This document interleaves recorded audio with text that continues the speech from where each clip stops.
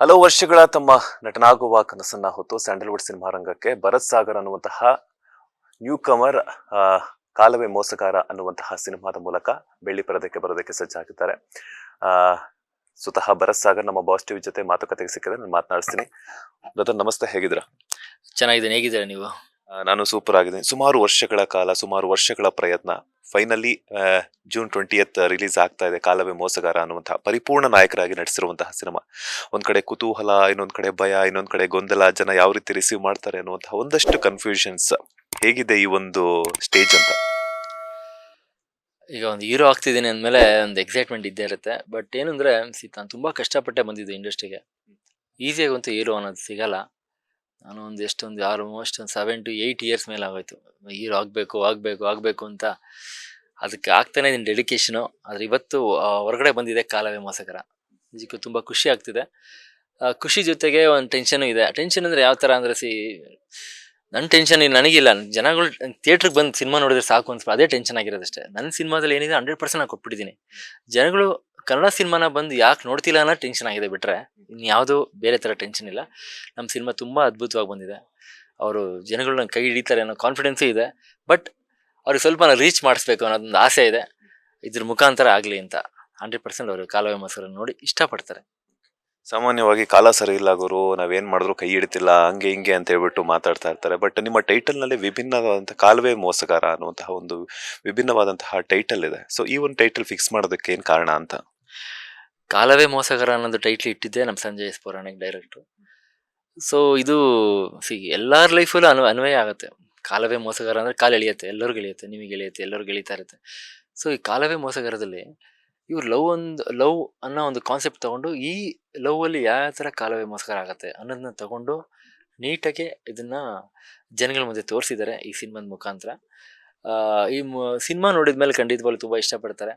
ಕಾಲವೇ ಮೋಸಗಾರ ಅಂದ್ರೆ ಏನು, ಹೆಂಗ್ ಕಾಲವೇ ಮೋಸಗಾರ ಆಗತ್ತೆ ಅನ್ನೋದನ್ನ ಈ ಸಿನಿಮಾ ಮುಖಾಂತರ ಖಂಡಿತವಾಗ್ಲೆಲ್ಲ ತಿಳಿಯುತ್ತೆ. ಬಟ್ ತುಂಬಾ ಕಂಟೆಂಟನ್ನು ಬಿಟ್ಕೊಡಲ್ಲ, ತುಂಬಾ ಇಷ್ಟಪಡ್ತೀರಾ. ಮೊದಲ ಸಿನಿಮಾದಲ್ಲೇ ನಾಯಕರಾಗಿ ನಟಿಸ್ತಾ ಅದರಲ್ಲಿ ಮಾಸ್ ಹೀರೋ ಆಗಿ ಹೊರಹೊಮ್ತಾ ಇರುವಂತದ್ದು, ಆ ಸ್ಟ್ರಗಲಿಂಗ್ ಆಗೇನೆ ಒಂದಷ್ಟು ಕಲಿಕೆ ಅನ್ನೋದು ಇರುತ್ತೆ. ಸೊ ಏನೆಲ್ಲ ಕಲಿತ್ರಿ ಮಾಸ್ ಎಲಿಮೆಂಟ್ಸ್ ಹೊಂದಿರುವಂತಹ ಆಕ್ಷನ್ ಹೀರೋ ಆಗಿ ಹೊರಟಿರೋದಕ್ಕೆ? ಈ ಸಿನಿಮಾದಲ್ಲಿ ಮೇಯ್ನ್ ಆಗಿ ಏನಂದ್ರೆ ಗಂಗಾಧರ್ ಮಾಸ್ಟರ್ ಅಂತ ನಂಗೆ ಫೈಟ್ ಹೇಳ್ಕೊಡ್ತಾರೆ. ಅದಾದ ನಂತರ ನಮಗೆ ತ್ರಿಲ್ಲಮಂಜು ಮಾಸ್ಟರ್ ಬರ್ತಾರೆ ಸೆಟ್ಟಿಗೆ. ಅಲ್ಲಿ ಬಂದಾಗ ಫಸ್ಟ್ ವಿತೌಟ್ ರೋಪಲ್ಲೇ ನಾನು ಸುಮಾರಷ್ಟು ಕಿಕ್ಸ್ ಆಗಿರಲಿ, ಫಸ್ಟಿಗೆ ನಂಗೆ ಅರ್ಧ ಗಂಟೆ ಹ್ಯಾಂಗ್ ಮಾಡ್ತಾರೆ. ಆಮೇಲೆ ಅರ್ಧ ಗಂಟೆ ಆದ್ಮೇಲೆ 3 hours ಆಗುತ್ತೆ ಹ್ಯಾಂಗ್ ಮಾಡೋದು, ಉಲ್ಟಾ ಹ್ಯಾಂಗ್ ಮಾಡ್ತಾರೆ. ಏನಪ್ಪ ನೀನು ಈಗಲೇ ಹಿಂಗೆಲ್ಲ ಮಾಡಿದ್ಯಲ್ಲ ಅಂತಲೇ ತ್ರಿಲ್ಲಮಂಜು ಮಾಸ್ಟರ್ ನಂಗೆ ತುಂಬ ಅಪ್ರಿಷಿಯೇಟ್ ಪಡ್ತಾರೆ. ಇಂಥ ದೊಡ್ಡ ಲೆಜೆಂಡ್ ಮಾಸ್ಟರ್ ಎಲ್ಲ ನನಗೆ ಅಪ್ರಿಷಿಯೇಟ್ ಪಡ್ತಾರೆ. ನಾನು ಕಾನ್ಫಿಡೆನ್ಸ್ನ ಅಲ್ಲಿ ಕೊಟ್ಟಿದ ತಕ್ಷಣ ನನಗೆ ಪ್ರತಿಯೊಂದು ಫೈಟನ್ನು ನಾನು ವಿತೌಟ್ ಸಪೋರ್ಟಿಂದ ಆಗಿರಲಿ, ಎಲ್ಲದರಲ್ಲೂ ಫ್ಲಿಪ್ ಆಗಿರಲಿ, ವಿತೌಟ್ ಸಪೋರ್ಟಿಂದನೇ ನಾನು ಮಾಡಿದ್ದೀನಿ. ಸೊ ಇದೇ ಥರ ಒಂದು ಫೈಟ್ ಕಲಿತಾಗ ಇದೊಂದು ನಂಗೆ ಅಡ್ವಾಂಟೇಜ್ ಆಯಿತು. ಅದಕ್ಕಿಂತ ಮುಂಚಿತವಾಗಿ ಡ್ಯಾನ್ಸ್ ಕಲಿತಾ ಇದೆ. ಸೊ ಸೆಟ್ಟಿಗೆ ಬಂದಾಗ ಡ್ಯಾನ್ಸ್ ಈಸಿಯಾಗಿ ಮಾಡಿದೆ. ಸೊ ಅದು ಈಸಿ ಆಯಿತು. ಸೊ ಇದೇ ಥರ ಪ್ರತಿಯೊಂದನ್ನು ನಾನು ರೆಡಿ ಹಾಕ್ಕೊಂಡು ರಂಗಶಂಕರದಲ್ಲಿ ಕಲಾವಿದರ ನಮ್ಮ ನಾಟಕಗಳು ಮಾಡ್ತಾ ಇದ್ದೆ ರಂಗಶಂಕರದಲ್ಲಿ. ಅಲ್ಲಿ ಮಾಡಿದಾಗ ನಂಗೆ ಒಳ್ಳೊಳ್ಳೆ ಸಿನಿಮಾದಲ್ಲಿ ಆ್ಯಕ್ಟ್ ಮಾಡೋದಕ್ಕಿಂತ ರಂಗಭೂಮಿಲಿ ಮಾಡಿದಾಗ ಅದರದ್ದು ಡೆಪ್ತ್ ತುಂಬ ಚೆನ್ನಾಗಿ ನಂಗೆ ಗೊತ್ತಾಯಿತು. ಅಲ್ಲಿಂದ ನಾನು ಆ್ಯಕ್ಟಿಂಗು ಸ್ವಲ್ಪ ಕಲ್ತ್ಕೊಂಡಿದ್ದೀನಿ. ಬಟ್ ಈ ಸಿನಿಮಾದಲ್ಲಿ ನಿಮಗೆ ನೋಡಿದಾಗ ತುಂಬಾ ಇಷ್ಟಪಡ್ತೀರಾ. ಒಂದಷ್ಟು ವರ್ಷಗಳ ಒಂದು ಸ್ಟ್ರಗಲಿಂಗ್ ಇಲ್ಲಿವರೆಗೂ ಒಂದ್ ಸ್ಟೆಪ್ ಆದ್ರೆ ಜನ ಯಾವ ರೀತಿ ಸಿನಿಮಾವನ್ನ ರಿಸೀವ್ ಮಾಡ್ತಾರೆ ಅನ್ನುವಂಥದ್ದು ಇನ್ನೊಂದು ಕಾತರ ಅನ್ನೋದಿರುತ್ತೆ. ಅದ್ರ ಜೊತೆಗೆ ಒಂದಷ್ಟು ಕನ್ಫ್ಯೂಷನ್ಸ್ ಇರುತ್ತೆ. ಸೊ ಏನ್ ಅನ್ಸುತ್ತೆ, ಜನ ಯಾವ ರೀತಿ ರಿಸೀವ್ ಮಾಡ್ತಾರೆ ಅನ್ನುವಂಥ ಗೊಂದಲ ಏನಾದ್ರು ಇದೆಯಾ ಅಂತ? ಜನಗಳಿಗೆ ಒಂದು ಒಳ್ಳೆ ಕಂಟೆಂಟ್ ಇದೆ ಅಂದ್ರೆ ಖಂಡಿತವಾಗ್ಲೂ ಒಂದು ಸಪೋರ್ಟ್ ಮಾಡ್ತಾರೆ. ಅದರಲ್ಲೂ ಕೂಡ ಈಗ ಹೀರೋ ಅಂದ ತಕ್ಷಣ ಈಗ ನಾನು ಹೀರೋ ಅಂತ ಹೇಳ್ಕೊಳ್ಳೋದಕ್ಕಿಂತ ಜನಗಳು ನಮ್ಮ ಹೀರೋ ಮಾಡೋದೇ ಒಂದು ದಟ್ ಈಸ್ ಸಿನಿಮಾ ನೋಡಿದ್ಮೇಲೆ ನಾವು ಹೀರೋ ಆಗೋದು. ನಾವೇ ಹೀರೋ ಹೇಳ್ಕೊಳ್ಳೋಕ್ಕಿಂತ ಬಟ್ ಈ ಸಿನಿಮಾ ಮುಖಾಂತರ 100% ನಂಗೆ ಹೀರೋ ಮಾಡ್ತಾರೆ ಅನ್ನೋ ಕಾನ್ಫಿಡೆನ್ಸ್ ನಂಗೆ ಸಿಕ್ಕಿದೆ. ಬಿಕಾಸ್ ಆಫ್ ಕಂಟೆಂಟ್ ಹಂಗಿದೆ, ಚೆನ್ನಾಗಿ ಮಾಡಿದ್ದಾರೆ. ಪ್ರತಿಯೊಂದು ಕೊಟ್ಟಿದ್ದೀನಿ ಅವ್ರಿಗೆ. ಈಗ ಎಮೋಷನಲ್ ಎಲ್ಲೆಲ್ಲೋ ಒಂದು ಕಡೆ ಅವರು ನೋಡ್ತಾ ಇದ್ದಂಗೆ ಸೀನಲ್ಲಿ ಕಣ್ಣಲ್ಲಿ ನೀರು ಬರುತ್ತೆ, ನಗು ಬರುತ್ತೆ. ಏನಪ್ಪ ಹಿಂಗೆ ಫೈಟ್ ಮಾಡ್ತಾನೆ, ಇದು ಪ್ರತಿಯೊಂದು ಇದೆ ಇದ್ರ ಸಿನಿಮಾದಲ್ಲಿ, ಓಕೆನಾ. ಸೊ ಇದಕ್ಕಾಗಿ ಸಿನಿಮಾ ನೋಡ್ತಾರೆ, ನೋಡೋಕೆ ಬಂದೇ ಬರ್ತಾರೆ ಅನ್ನೋ ಕಾನ್ಫಿಡೆನ್ಸ್ ನನಗಿದೆ. ಫ್ಯಾಮಿಲಿ ಸಪೋರ್ಟ್ ಅಂತ ಹೇಳೋದಾದ್ರೆ ಫ್ಯಾಮಿಲಿ ಸಪೋರ್ಟ್ ಬಗ್ಗೆ ಏನ್ ಹೇಳ್ತೀರಾ ಅಂತ? ಫ್ಯಾಮಿಲಿ ಸಪೋರ್ಟ್ ಅಂದರೆ ನಮ್ಮಮ್ಮ ನಂಗಿಲ್ಲ, ನಮ್ಮಮ್ಮನ ಆಶೀರ್ವಾದಕ್ಕೆ ಸದಾ ಇರುತ್ತೆ. ನಮ್ಮಪ್ಪ ನಂಗೆ ಇವಾಗಲೂ ಬೆನ್ನೆಲುಬಾಗಿ ನಿಂತ್ಕೊಂಡು, ಈ ವಯಸ್ಸಲ್ಲೂ ನಮ್ಮಪ್ಪ ನನಗೆ ನಮ್ದೊಂದು ಅಂಗಡಿಗಳಿದೆ, ಅವರೇ ಇವಾಗಲೂ ಅವ್ರು ಮೇಂಟೈನ್ ಮಾಡ್ತಾರೆ. ಆಮೇಲೆ ಅಕ್ಕ ತಂಗಿ ಇದ್ದಾರೆ, ಎಲ್ಲರೂ ಸಪೋರ್ಟ್ ಮಾಡ್ತಾರೆ. ನನ್ನ ಫ್ರೆಂಡ್ಸ್ಗಳು ಪ್ರತಿಯೊಬ್ಬರು ಫ್ರೆಂಡ್ಸು, ನಂಗೆ ಎಲ್ಲರೂ ಫ್ರೆಂಡ್ಸು, ನಮ್ಮ ಕಸಿನ್ಸ್ ಆಗಿರಲಿ ಎಲ್ಲರೂ ಸಪೋರ್ಟ್ ಮಾಡ್ತಾರೆ. ನಿಜಕ್ಕೂ ನಾನು ಇವತ್ತು ಬಂದು ಇಲ್ಲಿ ಇದನ್ನ ಮಾಡ್ತಿದ್ದೀನಿ ಅಂದರೆ ಇದು ಆಲ್ ಕಾನ್ಫಿಡೆನ್ಸ್. ಬಟ್ ನನಗೇನು ಆಸೆ ಅಂದರೆ ಕನ್ನಡ ಇಂಡಸ್ಟ್ರಿಗೆ ಒಂದು ಒಳ್ಳೆ ಸಿನಿಮಾ ಕೊಡಬೇಕು, ಒಂದು ಒಳ್ಳೆ ನಟ ಆಗಬೇಕು ಅನ್ನೋ ತುಂಬ ಆಸೆ ಇದೆ.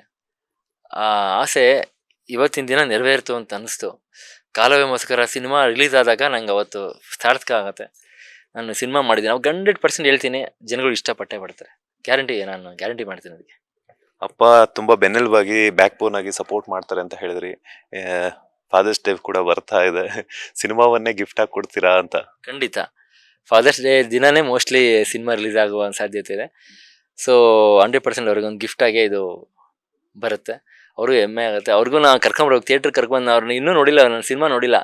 ಯಾಕೋ ನೀನು ಸಿನಿಮಾ ಮಾಡ್ತೀನಿ, ಓದಿರೋದು ಮಾಸ್ಟರ್ ಇನ್ ಫಾರ್ಮಸಿ, ಯಾಕೆ ಬೇಕಿತ್ತಿದ್ದೀನಲ್ಲ ನಿನಗೆ, ಎಲ್ಲ ಬೇಕಿತ್ತಾ? ಬೇಗ ಎಲ್ಲರೂ ನಿನ್ನ ಸಿನಿಮಾದಲ್ಲಿ ಎಲ್ಲ ಫ್ರೆಂಡ್ಸ್ಗಳೆಲ್ಲ ನಿನ್ನ ಫ್ರೆಂಡ್ಸ್ಗಳೆಲ್ಲರೂ ಓದಿರೋದಲ್ಲ 1 ಲಕ್ಷ 2 ಲಕ್ಷ ಸ್ಯಾಲ್ರಿ ತೊಗೋತಾ ಇದ್ದಾರೆ, ನೀನು ಯಾಕಿದು ಬೇಡ, ಬಿಟ್ಬಿಡು, ಮದುವೆ ಆಗ್ಬಿಡು ಬೇಗ, ಇದೆಲ್ಲ ಬೇಡ. ಇಲ್ಲಪ್ಪ ನಾನು ಹಾಗೇ ಆಗ್ತೀನಿ. ಹಾಗೆ ಯಾವ ನ್ಯೂಸ್ ಪೇಪರ್ ಬರಲಿ, ಯಾವ ಟಿ ವಿಲಿ ಬರೋಕೆ ಇಷ್ಟ ಆಗಲ್ಲ ಅವ್ರಿಗೆ.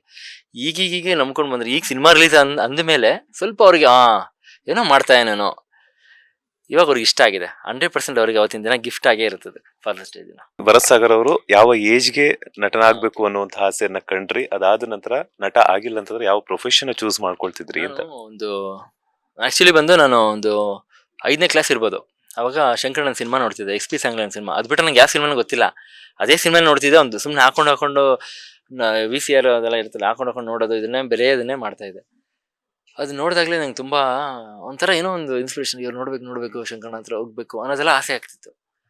ಸೊ ಅದಾದ ನಂತರ ನಾನು ಹಿಂಗೆ ಬೆಳ್ಕೊಂಡು ಬರ್ತಿರ್ಬೇಕಾರೆ ಈ ಥರ PUC ಡಿಗ್ರಿ ಎಲ್ಲ ಆದಮೇಲೆ ಫೈನಲಿ ನಾನು ಮಾಡ್ಲಿಂಗ್ ಸೇರಿಕೊಂಡೆ. ಅಲ್ಲಿ ನನಗೆ ಏನು ಹೀರೋ ಆಗ್ಬೋದು ಕಣೋ ಅಂತೆಲ್ಲ ಹೇಳ್ತಿರ್ಬೇಕಾರೆ, ಹೌದಾ ಮಗ ಹೀರೋನ್ ಕಾಲು ಎಳಿತಾನಾಗರು ಅಂತ ಒಂಥರ ಭಯ. ಅದಾದ ನಂತರ ಆಯಿತು ಮಗ ಆಗ್ಬಿಡೋಣ ಅಂತ ಹೋದೆ.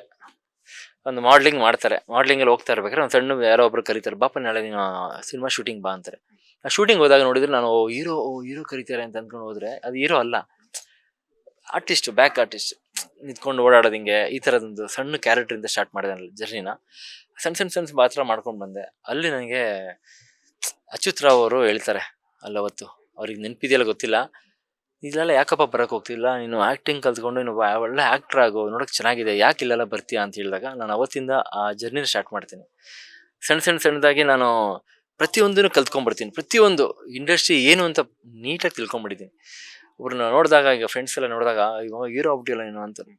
ಹೀರೋ ಅನ್ನೋದು 2 ಥರನೂ ಇದೆ. ಹೀರೋ ಆಗೋದು ತುಂಬ ಕಷ್ಟ, ಒಂದು ತಪಸ್ಸೆ ಮಾಡ್ಬೇಕು ಕೂತ್ಕೊಂಡು ನೀವು, ಅವಾಗಲೇ ಹೀರೋ ಆಗೋಕ್ಕೆ ಸಾಧ್ಯ. ಸುಮ್ಮನೆ ಒಂದು ಈಗ ಒಬ್ರು ಸಿಕ್ಬಿಡುತ್ತೆ, ಯಾರೋ ಪ್ರೊಡ್ಯೂಸರ್ ಮಕ್ಕಳು, ಡೈರೆಕ್ಟರ್ ಮಕ್ಕಳು ಯಾರೋ ಇರ್ತಾರೆ ಸರ್, ಅವ್ರಿಗೆಲ್ಲ ಸಿಕ್ಬಿಡುತ್ತೆ ಸಡನ್ನಾಗೆ. ಬಟ್ ಸಿಕ್ಕಿದ್ರು ಅವ್ರಿಗೆ ಆ ವ್ಯಾಲ್ಯೂ ಗೊತ್ತಿರಲ್ಲ ಹೀರೋ ಅನ್ನೋ ವ್ಯಾಲ್ಯೂ ಗೊತ್ತಾಗಬೇಕಂದ್ರೆ ಅವನಿಗೆಲ್ಲ ಪ್ರತಿಯೊಂದು ವಿಷಯನೂ ಪ್ರೊಡಕ್ಷನ್ ಹಿಂಗಿರುತ್ತೆ, ಕ್ಯಾಮ್ರಾ ಅಂದರೆ ಏನು, ಆ್ಯಕ್ಟಿಂಗ್ ಅಂದರೆ ಏನು, ಮುಖ್ಯವಾಗಿ ಈ ಟ್ರಾಜಿಡಿಗಳೇ ಆದಾಗ ಅದನ್ನು ಪೇಷನ್ಸ್ ಲೆವೆಲ್ ಹೆಂಗೆ ತೊಗೊಂಡೋಗ್ತೀರಾ, ಪ್ರತಿಯೊಂದು ನಿಭಾಯಿಸೋ ಒಂದು ಕೆಪಾಸಿಟಿ ಇರಬೇಕು ಅವನಿಗೆ. ಎಷ್ಟು ಜನ ಬಂದರೂ ಅವ್ನು ಮಾತಾಡೋ ಕೆಪಾಸಿಟಿ ಇರಬೇಕು. ಪ್ರತಿಯೊಂದರಲ್ಲೂ ಅವ್ನು ಇನ್ವಾಲ್ವ್ ಆದಮೇಲೆ ಅವನೊಬ್ಬ ಹೀರೋ ಅಂತ ಹೇಳಲ್ಲ, ಒಬ್ಬ ನಟ. ಅಲ್ಲಿಂದ ಅವನಿಗೆ ಯಾವ ಥರ ಪಾತ್ರಗಳು ಬೇಕಾದ್ರೆ ಅವನಿಗೆ ಚೇಂಜ್ ಆಗ್ತದೆ, ವಿಲನ್ ಆಗ್ಬೋದು, ಹೀರೋ ಆಗ್ಬೋದು, ಎಲ್ಲ ಥರನೂ ಸಿಗುತ್ತೆ. ಸೊ ಹೀರೋ ಅನ್ನೋದು ಇಟ್ಸ್ ನಾಟ್ ಸೋ, ಅದೊಂದು ಹೀರೋ ಅಂತ ಹೇಳ್ಬೋದು ಅಷ್ಟೇ, ಅದು ಪದಕ್ಕೆ ತುಂಬ ಡೆಪ್ತ್ ಇದೆ actually. It's not so easy, ಎಲ್ಲರೂ ನಿಭಾಯಿಸೋ ಶಕ್ತಿ ಬರುತ್ತೆ, ಅದೇ ಹೀರೋ ಅಷ್ಟೇ. ಫೈನಲಿ June 20th ರಿಲೀಸ್ ಆಗ್ತಾ ಇದೆ. ಸೊ ಏನ್ ಹೇಳ್ತೀರಾ ಕನ್ನಡ ಸಿನಿ ಪ್ರೇಕ್ಷಕರಿಗೆ ಅಂತ? ದಯವಿಟ್ಟು ನಮ್ಮ ಸಿನಿಮಾ ಕಾಲವೇ ಮೋಸ್ಕರ ನೋಡಿ, ನೀವು ತುಂಬ ಇಷ್ಟಪಡ್ತೀರಾ. ಎಲ್ಲ ಹೊಸ ಕಲಾವಿದರು ಮಾಡಿರೋದು. ಬಟ್ ಇದರಲ್ಲಿ ಸೀನಿಯರ್ ಆರ್ಟಿಸ್ಟ್ಗಳಾದ ಕುರಿ ಪ್ರತಾಪ್ ಸರ್ ಆಗಿರಲಿ, ವಿಜಯ್ ಚೆಂಡೂರ್ ಆಗಿರಲಿ, ಬ್ಯಾಂಕ್ ಜನಾರ್ದನ್ ಸರ್ ಆಗಿರಲಿ, ಇವತ್ತಿಲ್ಲ ಅವ್ರ ಪಾಪ. ಬಟ್ ಜೊತೆಯಲ್ಲಿ ತಿಲ್ಲ ಮಂಜು ಮಾಸ್ಟ್ರು ಒಳ್ಳೆ ನಮಗೆ ಫೈಟ್ ಕೊರಿಯೋಗ್ರಫಿ ಮಾಡಿರಲಿ, ಮತ್ತು ದೊಡ್ಡ ಕಲಾವಿದರು ಎಲ್ಲರೂ ಮಾಡಿದ್ದಾರೆ. ಈ ಸಿನಿಮಾ ನೀವು ನೋಡಬೇಕು ಅಂದರೆ ಎಲ್ಲೂ ಬೋರ್ ಅನ್ಸಲ್ಲ. ತುಂಬ ನೀಟ್ ಕಟ್ಟಾಗಿ ಒಂದು ಒಳ್ಳೆ ಕಂಟೆಂಟ್ ಕೊಟ್ಟಿದ್ದಾರೆ ಸಂಜಯ್ ಪುರಾಣಿಕ್ ಅವರು. ತುಂಬ ಇಷ್ಟಪಡ್ತೀರಾ. ನಮ್ಮಂಥ ಹೊಸ ಕಲಾವಿದರನ್ನ ಬೆಳೆಸಿ ಕನ್ನಡನ ಬೆಳೆಸೋಣ. ನಿಮ್ಮಂಥ ಒಂದು ಸಪೋರ್ಟ್ ನಂಗೆ ಖಂಡಿತವಾಗ್ಲೂ ಬೇಕು. ನಿಮ್ಮ ಸಪೋರ್ಟ್ ಇದ್ದರೆ ನಾನು ಬೆಳೆಯೋಕ್ಕೆ ಸಾಧ್ಯ. ನಮ್ಮಂಥ ಹೊಸ ಕಲಾವಿದರನ್ನ ಬೆಳೆಸಿ ಅಂತ ಇನ್ನೊಂದ್ಸಲಿ ಕೇಳ್ಕೊತಾ ಇದ್ದೀನಿ. Thank you so much. ಇದೇ June 20ಕ್ಕೆ ಬರ್ತಾ ಇದೆ ಕಾಲವೇ ಮೋಸ್ಕರ ನೋಡಿ. ನೀವು ಬಂದರೆ ಥಿಯೇಟ್ರಿಗೆ ಖಂಡಿತವಾಗಿ ನಿಮ್ಮನ್ನು ಮೀಟ್ ಆಗ್ತೀನಿ.